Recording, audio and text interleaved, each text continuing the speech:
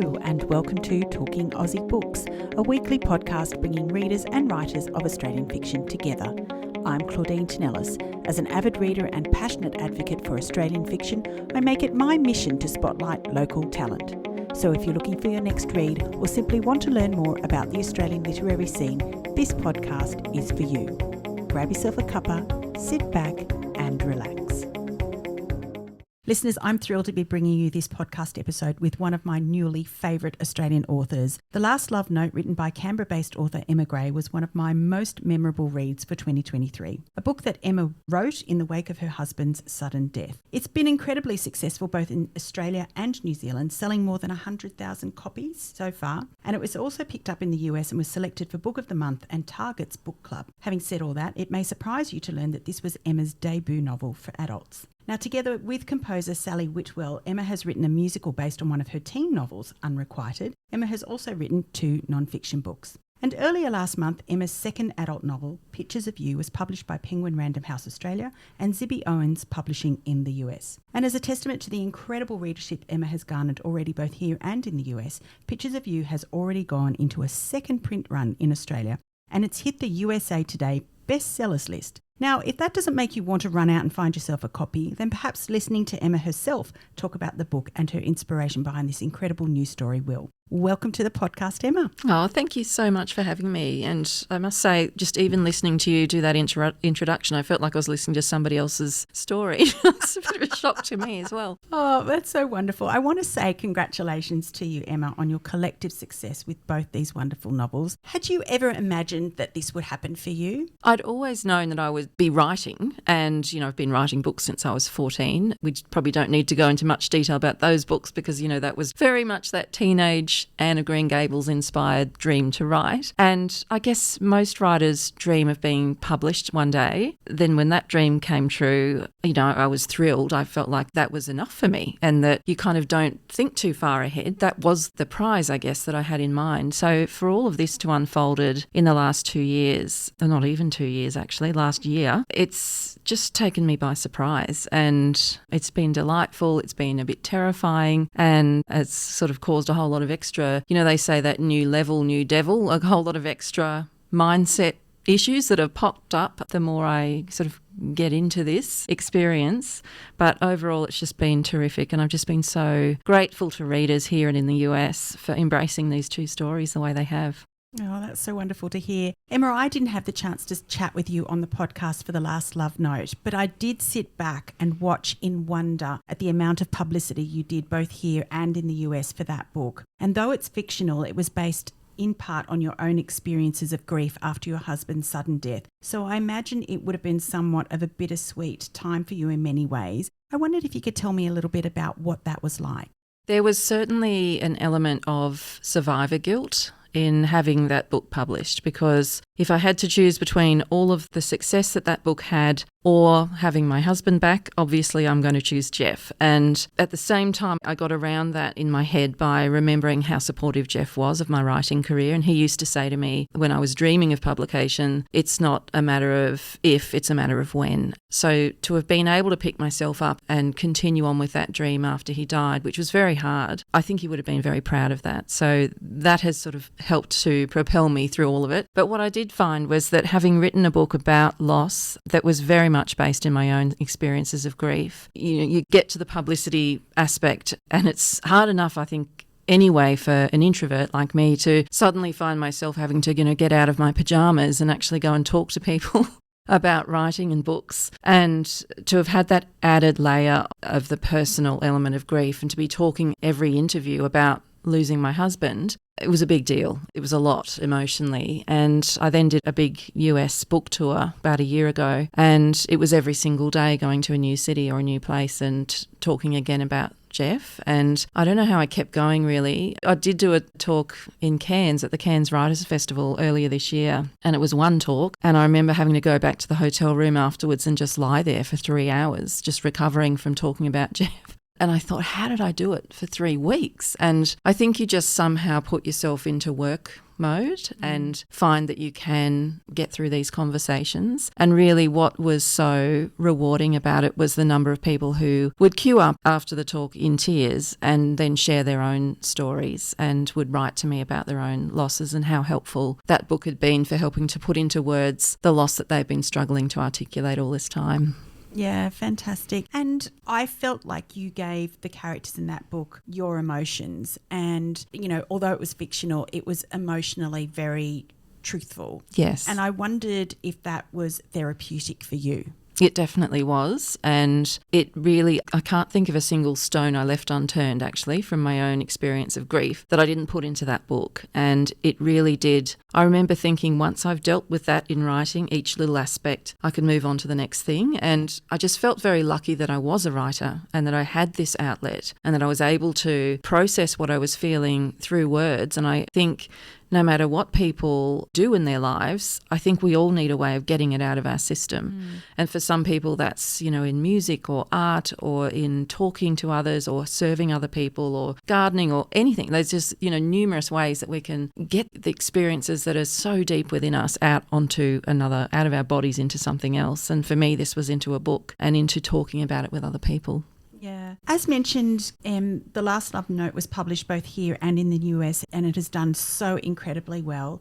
And in following your journey, as you mentioned, I see how often you've been able to or have to talk about your own experiences of grief and how it informed Kate's journey in the story. But how do you deal with having to sort of bring up all of those emotions all the time? You spoke earlier about appearing at the Cairns Writers Festival and how you needed to have a lie down. But how do you take care of yourself when you're having to bring up all of those emotions all the time? What I've got is a very great sister, and she keeps a close eye on me, and she can always tell when I need a break from all of this. So she will say to me, I think we need to leave the computer at home and go to the beach for the day, or you know, it's a day trip from Canberra, so we just get out and go and do something else. And I do other things that help me to switch off. I'm very addicted to Korean dramas, so I watch a lot of that on Netflix, and my garden, and, you know, time with friends. I think we all, as passionate as we can be about whatever we're doing, and for writers it's really hard to switch off because you're carrying it around in your head all the time. I think we all do need those boundaries, and if you can't put them in place yourself, it is good to have somebody else, a friend or a sibling or a partner or whoever it is, that can just sort of take you aside and say, do we need to have a little break? Yeah. Oh, that's wonderful. I'm so happy that you've got somebody in your life who can do that for you. That's terrific. So when it came to writing your second novel, Pictures of You, were you concerned about living up to what you had achieved with The Last Love Note? I was absolutely terrified, and I phoned our agent actually at one stage and said, Ange, I don't think this book is working, and I'm terrified that I can't write it. It's a much more ambitious and complex plot, and I really felt that. And I felt this huge weight of expectation from all the readers that were posting every day on Instagram saying, I can't wait for your next book, having just read The Last Love Note. And I'd be sitting there with this really messy first draft and thinking, well, you know, you haven't read it. It's terrible at this point. And I think we fall into this trap when we've spent so much time polishing a manuscript ready for publication. We fall into a trap when we open the next, you know, Word document up and start with chapter 1 of thinking, I'm comparing this to that polished product, and forgetting that that was once a first draft as well. And we really need to just compare first drafts with first drafts. And so I'm very glad that Anjanette is such a stable, just kind, compassionate person who can talk us down from any of those sort of little freakouts that are quite common with authors, and convince me to stick with it through another 15 drafts. So we're at 15 drafts of Pictures of You. And now I'm just so glad that I stuck with it because, you know, it's being so well received, and every review I reads like a surprise to me because I just keep thinking of how I'd felt a year ago, and I'm just so, I think it's really taught me now to trust the process for future books, because here I am again in this place again with the next book, first draft, and remembering if I wrote Pictures of You, I can write anything.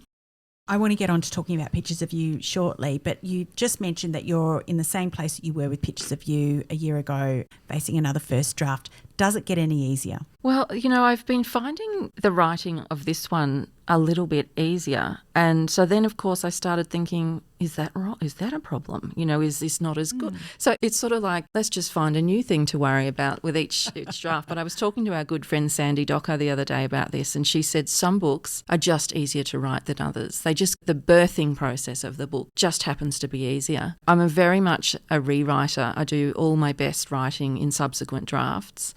And Anjanette, our agent, has often said, just race to the end of that messy first draft. And so I think I've probably just become a lot more comfortable with the mess. Yeah. I think that's probably what's happened. Oh, okay. That's very good to know.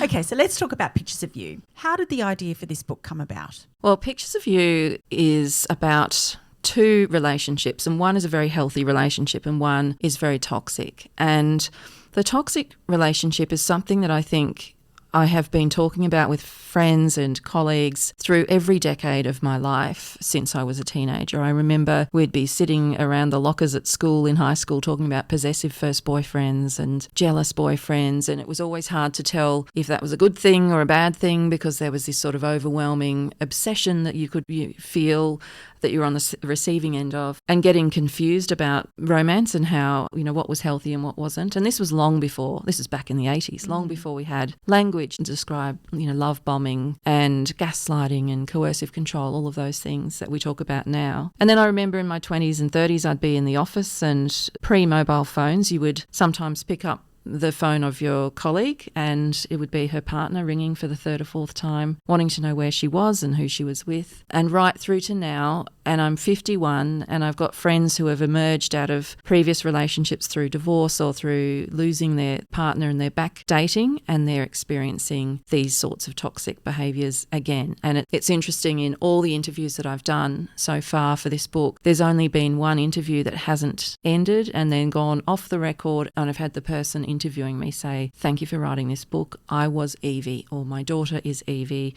my friend is Evie." It's just so insidious and so common, and we don't talk about it enough. And I knew that already, but my daughter Hannah is 26 and she's doing a PhD at the ANU in Canberra in criminology, and she's studying gendered violence against women. So this was very much her influence on me as well. And what's quite delightful, I haven't told anyone this yet actually, is that she's coming with me on my American book tour in January, and we've got an event lined up at the Australian Embassy in Washington DC that was originally just sort of my book event, but is now going to be the two of us on stage talking about all of this, because she brings that academic expert opinion to this topic that I have fictionalised, which is a lovely mother and daughter thing to have done as well. I love that, and I love that your daughter's been so integral to this story. What does she think of the finished product? She absolutely loves it. We've had lots of conversations going through the process. She actually took me along to her own book club on the weekend for breakfast, and they'd read it. And there's just something so special and beautiful about seeing your children be proud of something you've done. So often it's the other way around. I'm always proud of them. But I think she's just been my biggest supporter. I've dedicated this book to her. I've also dedicated one to her sister a few years ago that I wrote about a boy band, but that's an entirely different story.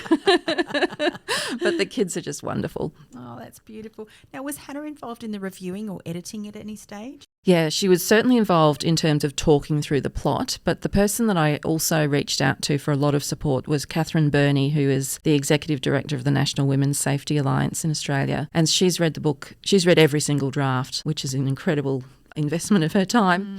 They advise government on this sort of thing, and she's also somebody with lived experience of it. So she was absolutely instrumental. I was really very conscious that I didn't want to romanticise the toxic relationship in this book, and we do see that happen in fiction sometimes, and it's quite problematic. So I also felt a great deal of responsibility to victim survivors of coercive control to make sure that I was telling the story in a way that would resonate. And I think I was also writing it for people who have a friend or a family member in a relationship like this and who just can't understand it and what it's like from the inside. The times when people will say, well, she's so intelligent, why doesn't she just leave? That kind of thinking. I wanted to make sure that this book would provide a bit of insight into how it looks and how difficult and insidious it can be and how hard to escape when you're in it. Yeah, I think you've achieved that in spades with this book. It is truly a remarkable book. But for those listeners out there who haven't yet read the book, I was wondering if you could tell us a little bit more about the story. So it's about a 29-year-old woman, Evie, who wakes up at the start after the car accident that has killed her husband. And she has no recollection of her husband at all, of being married, or of anything that has happened in the last 13 years of her life. So in her mind, she's waking up as a 16-year-old, yet to fall in love for the first time. She's at the funeral and, she's watching the slideshow of images and she sees herself getting married and all of the experiences that she's had with her husband over the last decade or more. And she's looking around and seeing the people that are there, his family and friends, and she's thinking, I don't understand this life. I don't know how I ended up here. I don't even like what I'm seeing. And she starts to have a panic attack. And so from the church, she calls for an Uber and races outside. It's kind of a bit like Notting Hill when, Julia Roberts opens the door and it's paparazzi everywhere. It's that kind of feeling because there's a lot of interest in the accident. She jumps into this car and says, just drive. And what she doesn't realise is that she's jumped in the wrong car and that the guy that is driving the car was actually standing outside the church trying to psych himself up to go in and face his past. And now a part of his past is in the backseat of his car. So he's the one who she also can't remember, who can help her piece together what has happened and how she's ended up in this life. Yeah, it's a brilliant story. Now, we've made no bones about the fact that this story is about coercive control. I mean, it's not a spoiler, but coercive control and family violence are big topics for us here in Australia in particular. Earlier this year, our Prime Minister called violence against women a national emergency, with one woman being killed every 4 days. And in 2023, that equated to 58 women who were victims of domestic homicide. So apart from Catherine Burney and Hannah, what other research was involved in bringing Evie's story to the page? A lot of speaking to victim survivors themselves to talk about how they found that they had ended up in these relationships step by step in a way that they didn't notice at first. It's such a subtle type of abuse at first and yet also can turn so deadly. And we know that in 98% of intimate partner homicides in Australia, coercive control was present first, which is terrifying. And, I said before that people wonder why people don't leave, and that moment when people choose to leave is often the moment at which they're most at risk. And when you just read those statistics, I was thinking, gosh, I'm fairly certain that we're now up to more than 90 women in 2024, which is a huge jump. It's definitely a national emergency, but it's an international crisis as well. Somebody referred to it the other day as a pandemic, and it really is a pandemic of violence. And I've certainly found no real differences talking about it in Australia and talking on podcasts in the US. It's just terribly widespread, but also I've had people say things like, I think it's my parents that were in this relationship for the last 60 years of their marriage, and it's just intergenerational. There's nobody who is safe from this.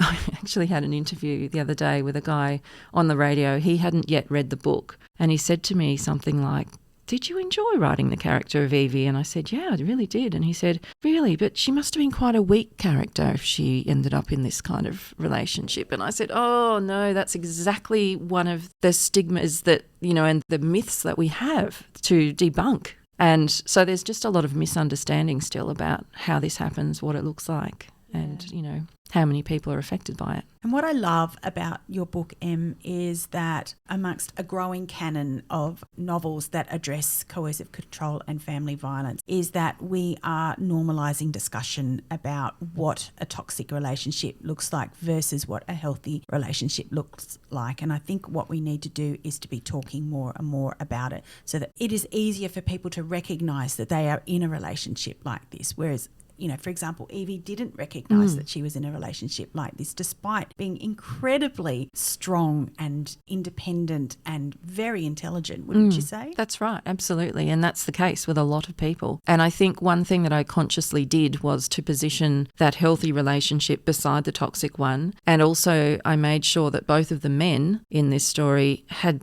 traumatic pasts, because that's another sort of conversation people get into, that, this has happened because of how he was raised or what happened in his past, which may be the case. However, it doesn't mean that he can't choose to be different. And so I've got one character that has risen above a traumatic and difficult upbringing and has not chosen to go down this path, which I think is another really important talking point. And because these characters are younger, I think I very much wrote this as a mother. And, I have two daughters in their 20s, and son who's 14, and I feel as though I've written it equally for all of them. I'd like the girls to be able to, and certainly Hannah, who works in this field, you would think would recognise it, but even then she has said to me, it doesn't prevent her from being at risk of this. Everyone is, but it's about them being able to recognise how this can happen, and also for my son to see this kind of behaviour and the patterns that he might be watching in relationships around him. He's, just entering that phase now in high school that Evie flashes back to in this book when people are getting into their first relationships. And I think somebody got in touch with me the other day and said, can we not get this book into boys' schools? And can we not, get this into high schools for them to read and talk about? Yeah, that would be wonderful. That would be one step in talking about what is a, normal behaviour and what is a toxic behaviour. And I think what you've done so well in this book, Em, is to show how insidious coercive control is. And I think, you and I have talked about this before, where what happened to Evie was that she was gradually isolated from all of those people that she might otherwise have leaned on during the course of her relationship with her husband. Do you want to talk a little bit more about that? I mean, that's one of the classic moves, isn't it? To make the victim dependent upon you by excluding her from her, or him, we should say. It's not only girls and women, but by excluding them from their network and by playing mind games that convince them they can't be trusting the other people around them, and that really the only person that truly understands them and truly loves them is the perpetrator. And that very much happens to Evie. I think the fact that I was able to write this with a 13-year period of her life where she's got amnesia and can't remember any of it, so that when we dip into each of her past experiences, we're seeing the progression of the control and the abuse. And we're watching it, we're just noticing that she's a little bit less herself every time, and that he's just a little bit more in control. And it's not as obvious as other types of violence because, some of those types of violence you see on the outside. And she, of course, by this point is confused as well, doesn't know if she's imagining things. She has fallen into exactly the pattern that so many people fall into, where they've lost perspective because the perspective has just been so cleverly manipulated and clouded. And it was a very difficult book to write from a number of different reasons. One thing was because the plot was so complicated and I kind of got lost halfway through. Had to find my way through it. But it was very much, putting myself into the relationship, and it's a terrifying place to be. Indeed. And I think it was easy for us as readers, and I think it was easy for her friends and family to see what was happening to her, that, as you say, she was losing pieces of herself and gradually withdrawing from everyone and everything around her. So if we as listeners, or if any one of us find ourselves in a situation where we're observing somebody that we know going through this, what would you say to them? Well, this is a question that I asked Kat Burney, and she advises people on this all the time. And what she said, which stuck with me, was that when somebody that you love is in this kind of relationship, never give up on them. Because the really difficult thing is that when people sort of intervene in something like this, it can have the opposite effect and push them further towards the person that's controlling them. And that's the fear that we have watching our friends. But we need to stay the course and be prepared to rescue them at any point when they get the courage to step back out. I've certainly been that person with numerous friends over the years. We've linked the helplines in the book, but in both countries, because I'm sure that there are people who've read the book who have needed to seek support or felt as if they've recognised the red flags in their own relationship having read this. We really just need to, and I've said this to other people about grief as well, we need to reach out to just one person that we trust. And what people are scared of is that that person isn't going to listen or isn't going to be there for them. And sometimes that's true, because sometimes people can't take on another thing in their lives. And so I always say to people, don't give up if one person can't be there for you. Keep reaching out, and reach out to, the helplines professionally, but even to strangers. Like, I've often thought there's always someone who will help you. And I'm sure that you and I are the type of people who, if we saw someone in the shopping centre crying, we would be there for that person. And those sorts of people are all around us at all times. We're never as alone as we think we are. And it takes courage to make that first contact, but it can be the very thing that then is the lever that you use to step out of something over time. Yeah, such great advice. Thank you for that. You mentioned earlier that post interviews and talks about this book that people have come up to you afterwards or mentioned to you that they knew somebody like that. How does that make you feel, and what do you say to them when they tell you these stories? Well, there's been a lot of hugging, a lot of crying. And, I'm not a qualified psychologist. It's not about fixing the situation. It's just about listening. It has been really the most rewarding part of my career to date is the connections that I've been able to make on both topics, on grief and loss and on this kind of violence, that you want to make a difference with your writing, no matter what you're writing, but to actually be receiving messages from people that are telling me that they've been able to process something or deal with something for the first time. I think that's just a testament to the power of fiction. I think there's something about reading a novel and becoming absorbed in a character, and you feel like you are that character, I think, while you're reading it, that can just help to do something, and I don't know what it is, but it does something in our brains that just can help us to see the situation we're really in for what it is.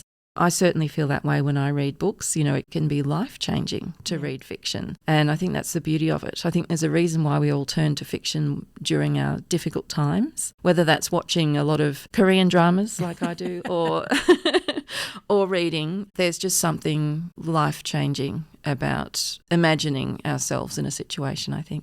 Speaking of life-changing, The Last Love Note was certainly life-changing for me, not because I've experienced the kind of grief that Kate or indeed you went through, but because it was just such a beautiful story, a beautifully written story. And to that end, you write really good men. So in Cam and in Hugh in that story, you had two really good men, and that was a beauty to behold, a wonderful thing. And you've also written a really good man in this story and other good men in this story as well, as opposed to the toxic man. How do you go about writing good characters like that, particularly when you're dealing with really difficult topics? It's interesting because I've now fallen in love with another man in fiction. It's not a news flash about my personal life. No, I've just writing my next book, I'm now falling in love with this other guy, and I'm thinking, gosh, these men, I think they're a reflection of the good men that I've known. So they're a reflection of my husband. They're a reflection of my dad, who's now 92 and is really just the best man I've ever known. And I also wonder sometimes, and maybe a psychologist would be able to tell me if this is true or not, I wonder if I am writing these characters as role models for my son since his father died. I'm often so acutely aware that he doesn't have, and that we come from a family of girls. I've got two daughters. My sister has two daughters. It's just my sister and I. So, there's girls everywhere.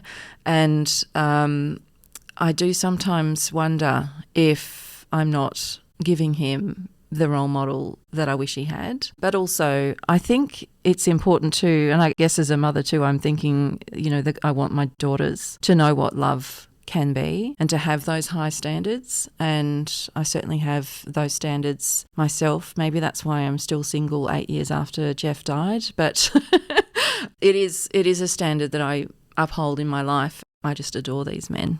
Yeah, well, so do I. And as somebody who has lots of wonderful men in my life as well, I think it is lovely and refreshing to see really good men written into stories, because so often we don't see, but there's more bad men in stories than there are good. And I think what you've done really, really well is to juxtaposition those two types of characters against one another. And I think you've done a really beautiful job.